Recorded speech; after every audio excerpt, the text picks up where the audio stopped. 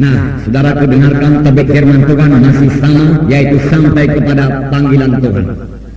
Bagaimana supaya kita semua sampai kepada panggilan Tuhan?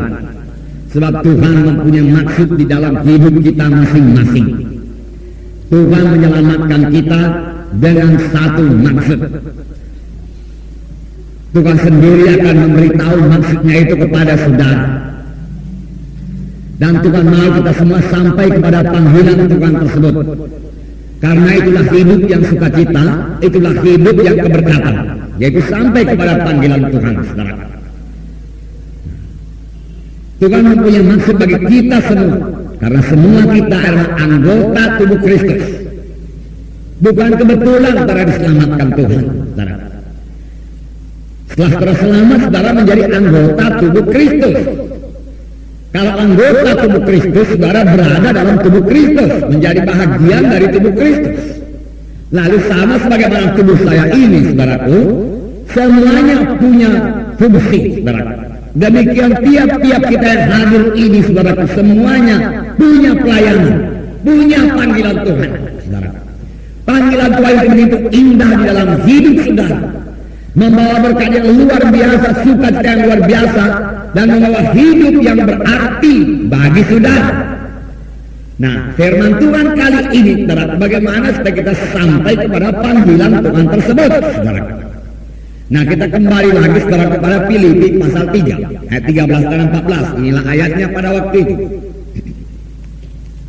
Filipi pasal 3 13 dan 14. Saya akan membacakannya kepada saudara. Filipi pasal 3 ayat 13 dan 14. Saudara-saudara, aku sendiri tidak menganggap bahwa aku telah menangkapnya, tetapi ini yang kulakukan. Aku melupakan apa yang telah di belakangku dan mengarahkan diri kepada apa yang di hadapanku, dan berlari-lari kepada tujuan untuk memperoleh hadiah, yaitu panggilan surgawi dari Allah dalam Kristus Yesus. Ada 3 perkara yang diperbuat Paulus. Paulus yang berhasil, saudaraku. Paulus yang menyampaikan maksud Tuhan dalam hidupnya, saudaraku. Dia dipanggil Tuhan pada waktu dia menganiaya sedang jemaah. Tapi waktu dia bertemu dengan Yesus, dia bertobat dengan sungguh-sungguh. Dan pada hari saat dia bertobat itu pun dia sudah berkata kepada Tuhan, apakah maksudmu Tuhan Yesus? Lalu Tuhan menyampaikan maksudnya kepada Paulus. Paulus mempersiapkan dirinya, saudara, dan mulai melayani. Dalam pelayanan ini, saudaraku, dikatakannya, ini setelah beberapa tahun melayani, penuh banyak dengan pengalaman. Lalu dia menulis surat kepada sidang Filipi, dikatakannya, aku melupakan apa yang di belakangku. Apakah itu kekalahan, apakah itu hal-hal yang menyakitkan hati, lupakan semua. Aku tidak mau itu menjadi beban dalam pelayananku sekarang ini. Ataupun itu satu kemenangan yang sangat mensukacitakan hati, aku bersyukur kepada Tuhan. Tapi aku tidak mau terbuai-buai oleh kemenangan itu, tidak mau. Aku lupakan itu semua. Masih ada hari-hari depan yang harus dikejar, di mana aku harus sampai kepada panggilan Tuhan dalam hidupku. Paulus berkata. Kemudian dia katakan, aku mengarahkan diri kepada yang di hadapan. Rupanya ada sesuatu di hadapan Paulus, di mana saudara dia mengarahkan diri ke hadapan tersebut. Dia berlari-lari ke hadapan, saudara, yaitu panggilan Tuhan dalam hidupnya. Saudara, inilah yang kita katakan dengan visi. Dan bagian yang ketiga berkata, berlari-lari kepada tujuan untuk memperoleh hadiah, yaitu panggilan surgawi dalam Allah, dalam Kristus Yesus. Memang saudaraku, bagi setiap anak-anak Tuhan juga sudah tersedia hadiah di surga. Saudara boleh mengharapkannya, mempunyai iman buat itu, saudaraku. Hadiahkah itu, mahkotakah itu? Tetapi pastilah, saudaraku, begitu banyak hal-hal yang indah dalam hidup yang kekal itu, saudara, menanti kita. Tapi sebelum sampai ke sana, marilah kita juga sebagaimana Paulus ini memiliki visi. Kita mengarahkan diri kepada visi itu, kemudian berlari-lari kepada visi tersebut, bekerja keras, saudaraku, menyangkal diri, saudaraku, bekerja keras, dan kita akan sampai kepada panggilan Tuhan visi tersebut, saudara. Nah, hari ini kita akan melihat, saudaraku, hanya bagian kedua saja, yaitu mengarahkan diri pada yang dihadapan. Mengarahkan diri pada yang dihadapan, atau boleh dikatakan dengan visi. Saudaraku, visi ini Visi yang visi penglihatan ini pengertiannya sama dengan pengertian iman. Sebab saudaraku, visi itu yaitu kesanggupan untuk melihat apa yang belum jadi, apa yang belum jadi dalam hidup kita. Kita sudah lihat itu jadi, nggak kita bergemar dalamnya. Pasti jadi dalam hidupku, ini maksud Tuhan dalam hidupku. Oleh sebab itu saudaraku, visi ini sangat penting jika kita ingin sampai kepada panggilan Tuhan. Jika kita ingin berhasil, setiap orang harus punya visi, saudaraku. Tanpa visi Tuhan tidak bekerja di dalam hidup saudara. Kalau sidang ini tidak punya visi, saudaraku, maka sidang ini tidak akan maju. Kalau sidang ini tidak punya visi, maka Tuhan tidak bisa bekerja dalam sidang ini, saudaraku. Oleh sebab itu, sidang harus punya visi. Tiap-tiap anggota tubuh Kristus, tiap-tiap anak-anak Tuhan harus punya visi, saudaraku, harus punya visi.